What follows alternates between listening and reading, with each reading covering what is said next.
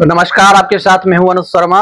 मथुरा के थाना कोतवाली के कृष्णा विहार इलाके में टंकी हादसे को लगभग 10 दिन बीत चुके हैं और लगातार विपक्ष जो है सत्ता पक्ष पर हमलावर हो रहा है।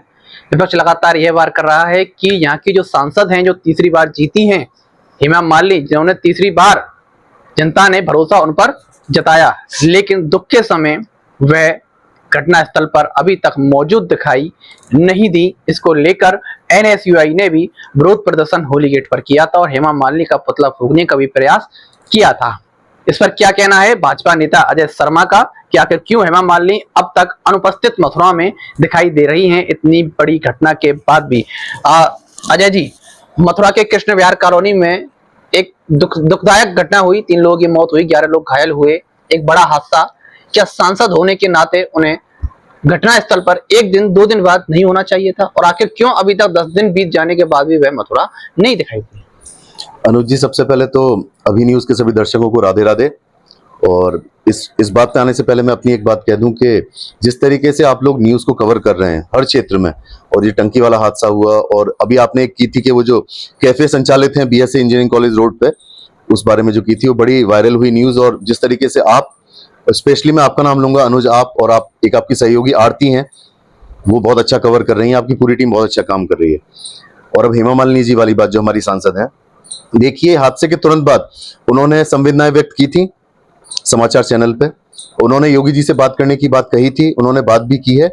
नहीं आने को जो लोग मुद्दा बना रहे हैं कि वो क्यों व्यक्तिगत नहीं आई, जहां पे भी वो है इस समय, बॉम्बे हैं या जिस भी अपने निजी कार्य से हैं, देखिए किसी का व्यक्तिगत कारण भी हो सकता है उनका स्वास्थ्य खराब हो, उनके परिवार में कोई बात हो, परिवार में कोई बीमार हो, अपने निजी कारण भी हो सकते हैं। इस बात को मुद्दा बनाना कि वो क्यों नहीं आई टंकी हादसे के बाद, तो उन्होंने हादसे के तुरंत बाद संवेदनाएं व्यक्त की थी, उन्होंने योगी जी से भी बात की, और वो हादसे को लेकर गंभीर है, और जो भी संभावित मदद है वो की जाएगी, और वो करवा रही हैं, बात कर रही हैं।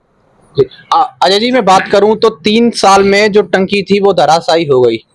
आमतौर पर उसकी जो मियाद थी वो 30 साल की थी जब टंकी बनी थी। हालांकि अब तक 5 जो अभियंता थे जल निगम के, उन्हें निलंबित कर दिया गया है, ठेकेदार को भी जो है गिरफ्तार कर लिया गया है। लेकिन क्या ये भ्रष्टाचार की टंकी धराशायी हुई? 30 साल की मियाद और 3 साल में गिर जाना, आखिर कैसे? देखिए अनुज जी, अगर इस बात को मैं मॉड्यूलेट करूं, घुमाऊं, ये बहुत स्वाभाविक बात है, सबको पता है, ये बड़ी फीजिबल बात है कि टंकी बनी है, जो टंकी का स्ट्रक्चर होता है वो 3 साल में धराशायी हो ही नहीं सकता। अब इसमें मैं बात को घुमाऊं, ये निश्चित तौर पर भ्रष्टाचार की भेंट चढ़ी, दोषियों पर कार्रवाई होनी चाहिए, वो किसी भी दल का हो, किसी भी पार्टी का हो, किसके अंडर में बनी और किसके निरीक्षण में बनी, कार्रवाई होनी चाहिए निश्चित तौर पे, और दोषियों के खिलाफ कड़ी से कड़ी कार्रवाई होनी चाहिए। निश्चित ये टंकी भ्रष्टाचार की भेंट चढ़ी है, तो ऐसा नहीं हो सकता कि टंकी बने और 3 साल में स्वतः ही गिर जाए।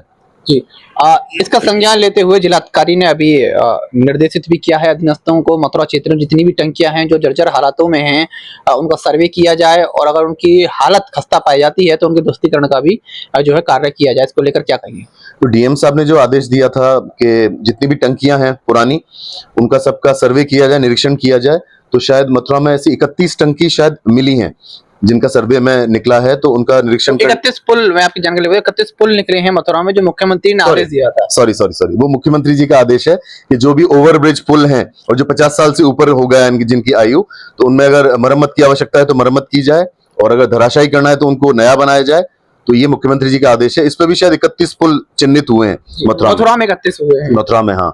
और वो शासन की रिपोर्ट चली भी गई है शायद, शासन को रिपोर्ट भी गई है, लेकिन अब जो पानी की टंकियां हैं उनका भी सर्वे कराया जा रहा है। इस कदम को कैसे लेकर जाते हैं? अच्छा है, अब डीएम साहब देख रहे हैं, इस बात को गंभीरता से ले रहे हैं कि दोबारा कोई ऐसा बड़ा हादसा ना हो, लोगों को जान माल की हानि ना हो, और कोई भी ऐसे हादसे में मतलब किसी को नुकसान ना हो, चोट ना पहुंचे। तो ये बहुत बड़ी पहल है डीएम साहब की, और डीएम साहब भी बड़ी गंभीरता से इस मुद्दे को ले रहे हैं, और लोगों की समस्या को समझते हुए बड़ी अच्छा कदम है डीएम साहब का।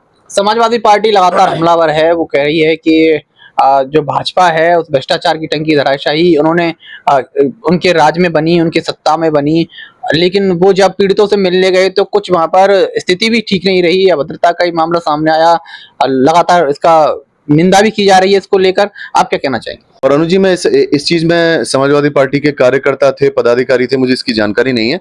एक चीज और ऐड करना चाहूंगा कि जो पीड़ितों के साथ अभद्रता हुई है और जो जानकारी प्राप्त हो रही है, कुछ पत्रकार वहां पे किसी मथुरा के किसी प्रतिष्ठित न्यूज चैनल के पत्रकार थे, बड़े वरिष्ठ, उनके साथ जो अभद्रता की है ये बहुत ही निंदनीय है। और जो पत्रकार होते हैं, जो न्यूज चैनल होते हैं, ये एक तरीके से चौथा स्तंभ माना गया है। अगर आप पत्रकार से ही बदतमीजी करेंगे तो आप समझ लीजिए कि मतलब आप किस तरीके का आपका संस्कार है, व्यक्तित्व है और व्यवहार है, ये इसको दर्शाता है। तो लोगों के साथ अभद्रता करना और पत्रकारों के साथ बदतमीजी करना बहुत ही निंदनीय है। कड़ी शब्दों में निंदा करता हूं और चाहे पदाधिकारी हो किसी पार्टी के, चाहे कार्यकर्ता हो, सख्त से सख्त कार्रवाई प्रशासन को करनी चाहिए। एनएसयूआई के स्टूडेंट्स ने वहां पे होली गेट पे पुतला फूंकने की कोशिश की, अभी आप समाजवादी पार्टी, तो मैंने उस पर भी कोई टिप्पणी नहीं की, क्योंकि बात करने के लिए तो सामने वाले में कोई बात होनी चाहिए। अब समाजवादी पार्टी, एनएसयूआई, कांग्रेस, इनमें बात क्या है, इन पे क्या बात की जाए? ये तो जीवन भर किसी मुद्दे के तलाश में रहते हैं, ढूंढने के। अब ये कभी जनता के लिए, जनता से जुड़े हुए रहे, ये कभी जनता का कष्ट समझ सकते हैं? जो पार्टियां ही एक परिवार पे चल रही हैं, परिवारवाद पे चल रही हैं, वो क्या जनता का कष्ट समझेंगे? और जिस पार्टी के कार्यकर्ता, समाजवादी पार्टी, घटनास्थल पे जाके पीड़ितों से ही बदतमीजी करें, तो आप समझ लो उन्हें कितना कष्ट महसूस हुआ होगा पीड़ितों का।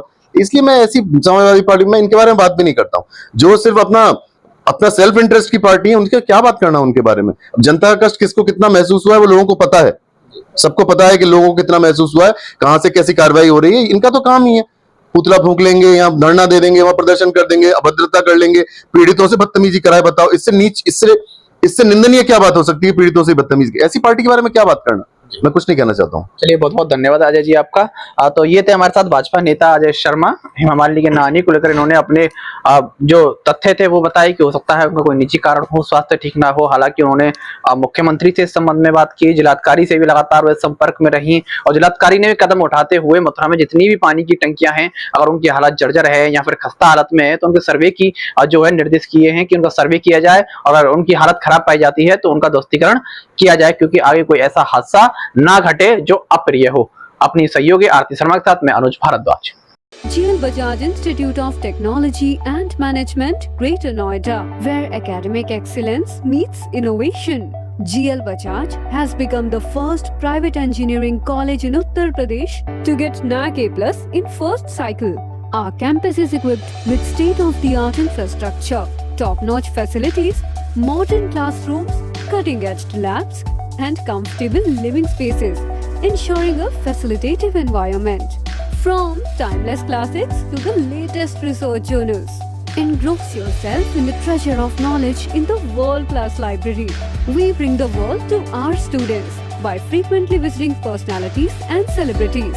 For aspiring entrepreneurs, our incubation center is the hub of innovation. We have successfully incubated around 50 startups. Dip into the world of app development in our exclusive iOS Apple lab for the ever-evolving tech landscape. Sports facilities are designed to encourage physical well-being, teamwork, and a healthy competitive spirit.